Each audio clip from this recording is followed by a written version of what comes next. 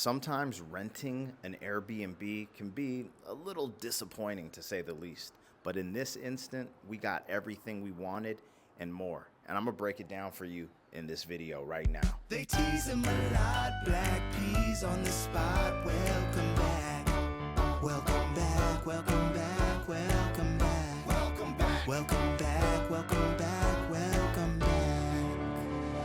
40. All right, you guys, make sure you like, share, comment, subscribe before we do the walkthrough of this Airbnb in Maui, which is the best Airbnb we've ever stayed at. We're going to get into it, right? I want to explain how much this Airbnb cost versus a hotel, things that have let me down and been disappointing from Airbnbs in the past, but then also the upside of Airbnbs versus hotels, of course, because there are downsides to hotels, etc. But I'm going to get into all of that in this video. But first, let's go through the walkthrough of the house. And this is right when we get here, so you can kind of see it cleaned up, because now that we've, settled in, there's just, you're drying clothes from going swimming and blah, blah, blah. And kids stuff is all over the place. But this is right when we got in and before we settled in. And after we do this walkthrough, I'll go over the pros and cons of Airbnb and why I think this one was such a good purchase. All right, you guys, so we just left Kihei. You saw our last Airbnb. It was super nice, but the beds were so hard. It made my back hurt so bad. Anyways, we wanted to check out Wailea. I think that's how you say it. And this is our Airbnb. So come check it out with your boy. We're just literally getting in here, so it's like super clean, exactly how, it isn't familiarized yet, where the family goes crazy. But it's really spacious. I was so surprised at this kitchen, because a lot of times when you're on Airbnb, you're not really sure what you're gonna get, but this is just like the pictures. So the kitchen is just super nice. But what's crazy, if you come into the kitchen, you literally have a view of the ocean, which, by the way, in the last vlog that I showed the turtles, I actually saw whales. I didn't get it on film, but I saw whales while we were watching turtles. It's crazy. But anyways, you can see the ocean from there. This kitchen is super legit, even though we don't really cook that much while we're out here. But then this balcony is, bruh, what more could you ask for? The beautiful foliage, the flowers. You can go outside and eat on the deck. We might actually have to eat here. I'm going to tell you guys, before we get into this, like, share, comment, subscribe. I'm going to tell you the biggest problem with Hawaii and Maui, okay? But follow me. We're going to go to the bedroom, and you're going to see the balcony from the bedroom, which is crazy. But as I'm going, you guys, the biggest problem that we have here on the island of Maui and Hawaii, the biggest problem, it's just so problematic, you guys, is you never want to go home. That's the biggest problem. This is paradise on earth, and I never, ever want to go back to real life, but you have to stay on your grind. Anyways, so this is the master bedroom, and it's wonderful. The layout's wonderful. It's just like advertised, but this is the kicker. The balcony. There's another balcony, a separate balcony. And it's just like, bruh, what are we doing? Hey, mama. Let's check out this bathroom before we clock out of here and get to more of the vlog. But as you see, beautiful, what is it? Is the light in here? Yep. Beautiful bathroom. What more could you ask for? Hi, mama. Hi. Camera woman, see? She's my diversity hire. DEI is alive, baby. Anyways, I'm playing with you guys, man. Don't get caught up in the political hype. The political landscape of the world, it'll drive you nuts. Anyways, so this is our Airbnb. We're just getting here. We're about to get set up. I got to take this little one to the pool because she is losing her mind after having mango ice cream. But yeah, man, welcome to Wailea. Welcome to Wailea. And I hope you guys enjoy the vlog. Like I always say, like, share, comment, subscribe. Wifey's telling you guys hi in the mirror. And yeah, we're going to get to it, man. We got one more week here, and then We're back to Colorado, which Colorado is really beautiful. You looking for her? The little rug, the rug rat without a rug. And she wants to dismantle the interweb because that's where she's going to the router. Things that shine, she's really into. Anyways, you guys, enjoy the vlog series. We're here in Wailea. Like, share, comment, subscribe. And yeah, let's get it popping. All right, so after that walkthrough of the Airbnb, let's talk about it. The pros and cons of Airbnb versus hotels, right? So the one thing I noticed about, so it depends, like resorts are always, there's certain things you get in resorts that you don't always get in an Airbnb. For example, if you stay around, like let's say the Hilton, you know, you're dealing with like, let's say DoubleTree, Marriott, and this is not a plug. I'm not sponsored by the Hilton or Marriott. The one thing I enjoy about those places is the beds, right? You always get a pretty consistent level of the bed. And a lot of the Airbnbs I've stayed at, the beds are hard and it really, like I have a bulging disc in my back and it really F's with my back, right? However, the bed at this specific Airbnb, the one we just did the walkthrough in the main bedroom, is amazing. Like it's a good bed. So that's great because the last Airbnb in Kihei, the beds were horrible. Like I'm waking up with shoulder pain, back pain, etc. And so like having a comfortable bed is like the most important part of traveling for me specifically, just because I have severe scoliosis. I have like a curve like this in my lower back.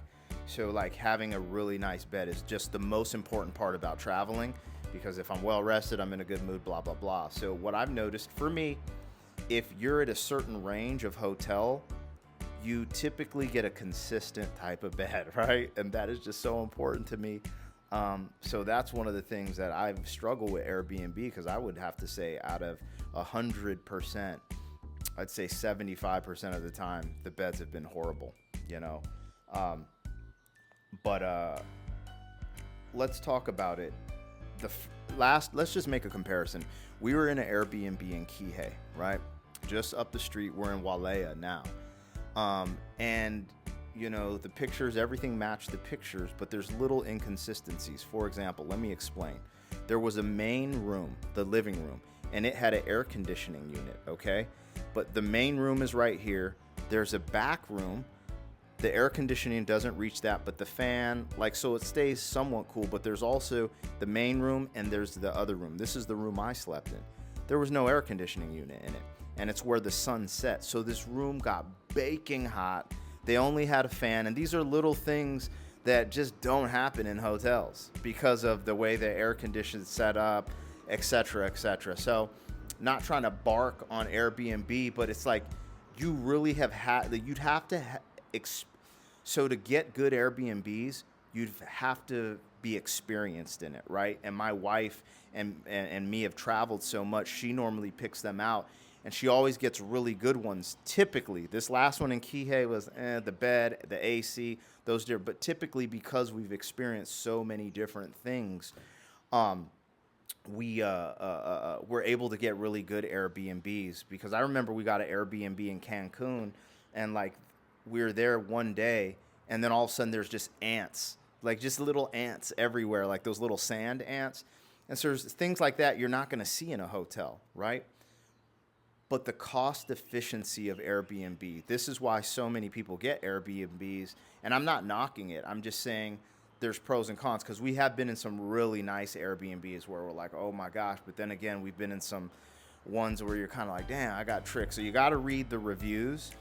You have to have experienced at least 4 or 5 stays in Airbnbs to kind of understand the nuance and like little things like that air conditioning blunder I was just telling you about. But let me tell you the difference in price. This Airbnb that we just did the walkthrough, I think it was like $300 a night, maybe $320, something around there. Maybe it's $330. It was either $300 or $330 a night for this Airbnb that I'm sitting in talking about right now. In a hotel, like the average hotel for just a good hotel out here is about $400. When you start getting into like, you know, more notable name brands and stuff, it's like $500.